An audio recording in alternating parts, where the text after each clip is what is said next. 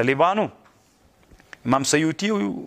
مسله ذکر کړې ده جنجال د علماو سره پیښ شوی د امام سیوطي الباهر فی علم النبی بالظاهر والباطن یو طالبانو علم د ظاهر ده یو علم د باطن ده طالبانو ټول انبیاو ته الله پاک علم د ظاهر ورکړي حضرت خضر علیه السلام ته طالبانو الله علم د باطن ورکړي او نبی علیه السلام د موږ نبی علیه السلام ته طالبانو هر نبی ته چې الله کومه معجزه الله ورکړي هغه د موږ نبی ته ورکړي نو نور انبیاو ته ټولو ته علم ظاهر خضر علیه السلام دا معجزه و چې الله علم د باطن ورکړي نو نبی علیه السلام تم الله علم د باطن ورکړي څنګه یې ورکړي نبی علیہ السلام طالبانو ډېرې فیصلې په علم د باطن کړي ډېر ښه کتاب د طالبانو دا کتاب امام سیوطي جوړ کړی الباهر فی علم النبی بالظاهر والباطن ما سره شته طالبانو مطبوع نسخه یې لرم یو خبر به درته وکړم طالبانو تاسو ته انشاءالله دا حدیث کیدی سي په دویم طرف بخاري کې تیري د عبد بن زمعه حدیث تیر شو درته سعد بن ابي وقاص طالبانو ورور عتبه بن ابي وقاص چې مړ کېده کم بدر کیو که چیرته و طالبانو تیر خودر ته خودر نویر ده دا داسې چل و طالبانو عتبه ابن ابي وقاص سعد ابن ابي وقاص ته ویلي چې زه مړ سوم نو دا عبد بن زمعه څه ده دا دما زوی ده بیا ترې نه راواخله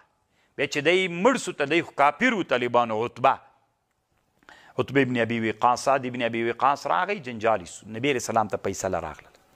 نبی علیہ السلام ته چې فیصله راغله نبی علیہ السلام ویلي الولد للفراش وللعاهر الحجر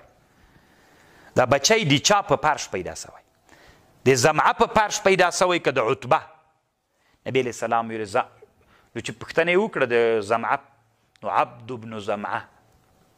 نو طالبانو نبی علیہ السلام ظاهر د شرع حکم داسې وکړه الولد للفراش ظاهر د شرع فیصله دا ده الولد بچی چې د چا په فرش پیدا سوی طالبانو دیغه ده خو طالبانو نبی علیہ السلام دا خو ظاهر د شرع سو نبی علیہ السلام په باطن د شرع فیصله یا سودتو احتجبی عن کله چې دا لږ غټ سوی طالبانو نبی علیہ السلام هغه ته ویلې څه ورته وایي سودې رضی الله عنها ته احتجبی نو دا خو که طالبانو ظاهر د شرع فیصله خو داسې سوله چې دا د زمعه زوی ده نو زمعه زوی چې سو طالبانو نو سوده رضی الله عنها خو د زمعه لور وله دا د سعودي ورور سو ورور نه څوک مخ پټوي ظاهر فیصله د شرع دا سوله الولد للفراش ولد د هغه چا لپاره چې چا په فرش پیدا سو نو خو د زمعه په فرش پیدا سوی چې زمعه په فرش باندې پیدا سو دا د سعودي رضی الله عنها ورور سو نو چې ورور یې سو طالبانو نو ورور نه څوک مخ پټوي خو نبی علیہ السلام باطن په ظاهر یې فیصله وکړه الولد للفراش هغه ته وایي سعودي رضی الله عنها ته احتجبي د دې سړي نه هلک نه مخ پټوه د دې ورور نه ده طالبانو نو خو هلته خو تا فیصله وکړه رسول علیه السلام الولد للفراش دلته ولې دې ته وایي نو خو ورور یې سو بیا دلته وایي احتجبي عن په باطن یې فیصله وکړه ظاهر د شرع هغه سو د چا په فرش باندې چې بچی پیدا سو دا مغه ده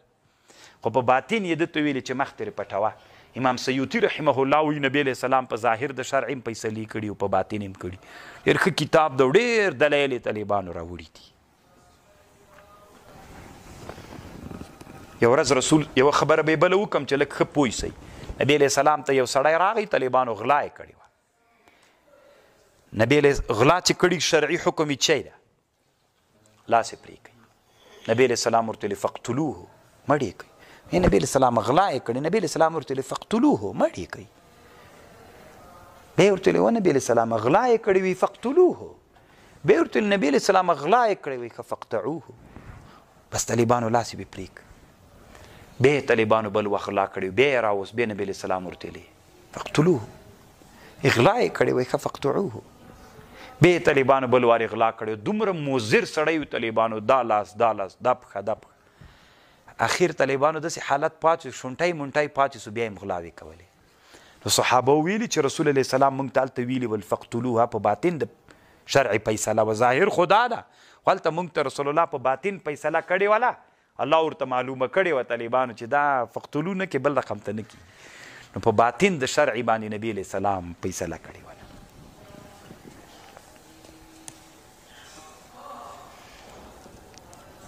بس ته طالبانو